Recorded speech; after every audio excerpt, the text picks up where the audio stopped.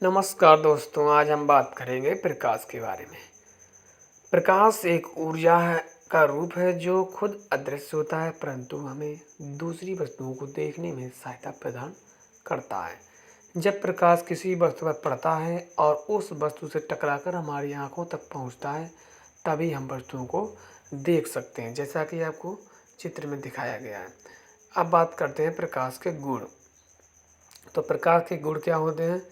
प्रकाश के लिए माध्यम की आवश्यकता नहीं होती है। प्रकाश सीधी रेखा में चलता है। प्रकाश की तरंगदैर्घ्य बहुत छोटी होती है और प्रकाश की जो अधिकतम चाल होती है वो निर्वात में होती है। तो कैसे देखेंगे? प्रकाश का रंग इसके वेव लेंथ पर आधारित होता है, मतलब प्रकाश की तरंगदैर्घ्य जितनी अधिक होगी उसका रंग उतना ही अच्छा होगा। जैसे यहाँ पर है लाल रंग की तरंगदैर्घ्य आपकी सबसे अधिक है, लाल रंग की तरंगदैर्घ्य सबसे अधिक है। अब बात करेंगे प्रकाश के चाल के बारे में। भिन्न भिन्न माध्यम में प्रकाश की चाल भिन्न भिन्न होती है। वायु तथा निर्वात में प्रकाश की चाल सबसे अधिक होती है, जैसा कि नीचे दिखाया गया है। चाल माध्यम के अपवर्तनांक पर निर्भर करती है। अपवर्तनांक क्या होता है? जिस माध्यम का अपवर्तनांक जितना अधिक होगा, प्रकाश की चाल उतनी ही कम होगी। अब बात करते हैं यहाँ पर अपवर्तनांक। अपवर्तनांक अगर वैसे समझे हम तो अपवर्तनांक किसी भी माध्यम का वह गुण होता है, वह संख्या होती है जिसके आधार पर यह पता चलता है कि उस माध्यम में प्रकाश किस वेग से गति करेगा। तो यहाँ पर देखते हैं निर्वात, पानी और कांच। तो निर्वात में प्रकाश की चाल सबसे अधिक होती है। निर्वात में प्रकाश की चाल 3 गुणा 10 के साथ 8 मीटर प्रति सेकंड, पानी में 2.25 10⁸ मीटर प्रति सेकंड और कांच में आपकी 2 गुणा 10 के साथ 8 मीटर प्रति सेकंड होती है। निर्वात में प्रकाश की चाल सबसे अधिक होती है। अब बात करते हैं प्रकाश का परावर्तन। प्रकाश का परावर्तन प्रकाश का किसी सतह से टकराकर उसी माध्यम में वापस लौट जाना प्रकाश का परावर्तन कहलाता है। जैसे आपकी कोई टॉर्च है, किसी सतह से टकराई और उसी माध्यम में वापस लौट गई, इसे बोलते हैं प्रकाश का परावर्तन। प्रकाश का परावर्तन में जो किरण आपकी गिरती है उसे बोलते हैं आपतित किरण, और जो किरण आपकी टकराकर लौटती है उसे बोलते हैं परावर्तित किरण, और बीच में जो होता है वो होता है आपका अभिलंब। गिरने वाली किरण आपका आपतन कोण और टकराकर गुजरने वाली किरण को परावर्तन कोण कहते हैं। यहाँ पर प्रकाश के नियम भी हैं। आपतन कोण और परावर्तन कोण हमेशा बराबर होते हैं, मतलब जो आपतन कोण होता है वो परावर्तन कोण के बराबर होता है। नंबर दूसरा नियम है आपका आपतित किरण, आपतन बिंदु और अभिलंब तीनों एक ही तल में होते हैं। ये आपका बहुत ही इम्पोर्टेंट है, दोनों नियम आपको याद रखने हैं। आपतन कोण और परावर्तन कोण हमेशा बराबर होते हैं। आपतित किरण, आपतन बिंदु, अभिलंब और परावर्तित किरण एक ही तल में स्थित होते हैं। प्रकाश के परावर्तन के ये 2 नियम हो गए। अब बात करते हैं प्रकाश के अपवर्तन के बारे में। जब एक प्रकाश एक माध्यम से दूसरे माध्यम में जाता है तो उसकी दिशा में जो परिवर्तन होता है, इस घटना को प्रकाश का परावर्तन यानी कि प्रकाश का अपवर्तन कहते हैं। माध्यम मान लो आपका कोई वायु हो गया है और दूसरा माध्यम आपका ग्लास यानी कि कांच हो गया है। जब हम वायु से किसी कांच पर प्रकाश डालते हैं तो वह अभिलंब की ओर झुक जाता है। ये आपको जो नॉर्मल रे यानी कि अभिलंब दिखाई दे रहा है, तो ये प्रकाश की किरण अभिलंब की ओर झुक रही है, इसे बोलते हैं प्रकाश का अपवर्तन, रिफ्लेक्शन ऑफ लाइट। तो एक माध्यम से दूसरे माध्यम में जब कोई प्रकाश की किरण जाती है तो वह अभिलंब की ओर झुक जाती है। अब यहाँ पर देखते हैं, जब कोई प्रकाश किरण विरल माध्यम से सघन माध्यम जैसे हवा से पानी में जाती है तो वह अभिलंब की ओर झुक जाती है।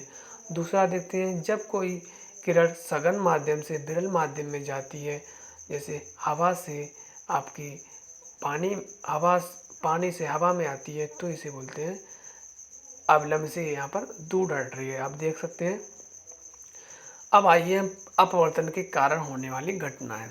सबसे पहले देखते हैं, गिलास में अगर हम कोई पेंसिल रखें तो वह टेढ़ी दिखाई देती है, यानी कि प्रकाश की किरण अभिलंब से दूर हट रही है। नंबर दूसरा है, तारे टिमटिमाते हुए दिखाई देते हैं, यानी कि जब प्रकाश की किरण हमारी आंखों तक पड़ती है, तारों की किरणें आंखों तक पड़ती हैं, तो वो उसकी किरण होती हैं वायु में कण धूल कण आदि से टकराकर अभिलंब से दूर या पास हटते हुए दिखाई देते हैं, जिससे कि तारे टिमटिमाते हैं। अब बात करते हैं यहाँ पर प्रकाश के, ये बहुत ही इम्पोर्टेंट हैं उदाहरण, आपके बहुत ही एग्जाम में पूछे जाते हैं, बहुत ही बार पूछे गए हैं। अब देखते हैं, जल में अंदर डूबी हुई मछली वास्तविक गहराई से ऊपर उठी हुई दिखाई देती है। जल से भरे बर्तन तक गहराई से ऊपर उठा होना दिखाई देना, ये प्रकाश के अपवर्तन के उदाहरण है। सूर्यास्त के समय पहले और कुछ समय बाद सूर्य का दिखाई देना, सूर्यास्त से के कुछ समय पहले और कुछ समय बाद सूर्य का दिखाई देना, ये भी आपका प्रकाश के अपवर्तन का उदाहरण है। अब बात करते हैं पूर्ण आंतरिक परावर्तन की, यानी कि प्रकाश का पूरा पूरा परावर्तन होना, किसी सतह से टकराकर प्रकाश का पूरा पूरा परावर्तन होना। यहाँ पर सबसे पहले हम देखेंगे क्रांतिक कोण क्या होता है। क्रांतिक कोण होता है आपका सी, आपतन कोण का ऐसा मान, आपतन कोण का ऐसा मान जिस पर अपवर्तन कोण का मान 90 डिग्री हो जाए, उसे क्रांतिक कोण कहते हैं। मतलब आपका जो गिरने वाली किरण है, जो अभिलंब से जो एंगल बनाती है, कोण बनाती है, और जो बाहर जो परावर्तित किरण होती है वो 90 का कोण बनाए। तो यहाँ पर देख लेते हैं, सघन माध्यम से विरल माध्यम में जाती हुई प्रकाश की किरण के आपतन कोण का मान क्रांतिक कोण के मान से अधिक हो जाता है, तब वह किरण वापस उसी माध्यम में लौट आती है। इसे बोलते हैं प्रकाश का पूर्णांतरिक परावर्तन। अब देखते हैं आपकी कुछ घटनाएं।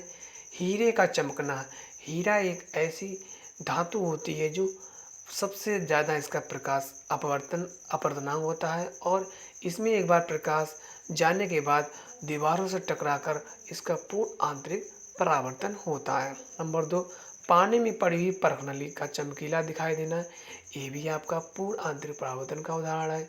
नंबर, कांच का चटका हुआ भाग चमकीला दिखाई देना। और नंबर 4, प्रकाशिक तंतु पूर्ण आंतरिक परावर्तन के सिद्धांत पर काम करता है। प्रकाशित तंतु मतलब बड़े बड़े जो हमारे बॉडी में ऑपरेशन होते हैं, उनमें भी इसकी भूमिका होती है। रेगिस्तान में आपने देखा ही होगा, रेगिस्तान में मृच्छका का बनना।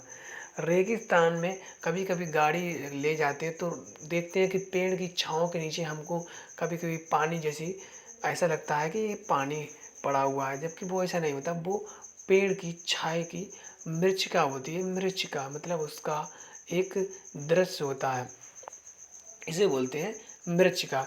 देखा होगा रेगिस्तान में कभी कभी क्या होता है, रेगिस्तान में पेड़ों की पूर्ण आंतरिक परावर्तन के कारण उसकी जो बालू पर पेड़ों की एक तस्वीर बन जाती है, ये भी एक पूर्ण आंतरिक परावर्तन का उदाहरण है। जब कोई प्रकाश किरण पेड़ पे पड़ती है तो वह क्या होता है, बालू मिट्टी वहाँ पर रखी हुई होती है, तो उस पर उसका दृश्य बन जाता है और हमको पेड़ का एक प्रतिबिंब बालू पर दिखाई देता है। इसे ये भी एक घटना पूर्ण आंतरिक परावर्तन की घटना है। ये बहुत ही अच्छा उदाहरण है।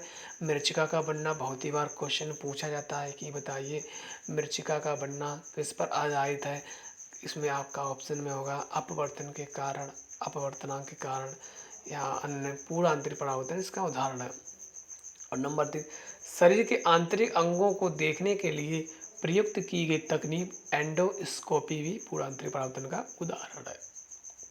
अगला ऑप्शन आपका है प्रकाश का बड़ विक्षेपण, डिफ्रेक्शन ऑफ लाइट। प्रकाश का बड़ विक्षेपण बहुत ही इंपॉर्टेंट है, ऐसा कोई एग्जाम नहीं होता है जिसमें ये आता नहीं है। इसकी खोज आइजैक न्यूटन ने की है। श्वेत प्रकाश का अपने अवयवी रंगों में विभाजित होने की क्रिया को वर्ण विक्षेपण कहते हैं। एक बार देख लीजिए फिर से, श्वेत प्रकाश की किरण अपने अवयवी रंगों में बट जाना ही वर्ण विक्षेपण कहलाता है। ये 7 रंगों में बँटता है, आपका पता होना चाहिए।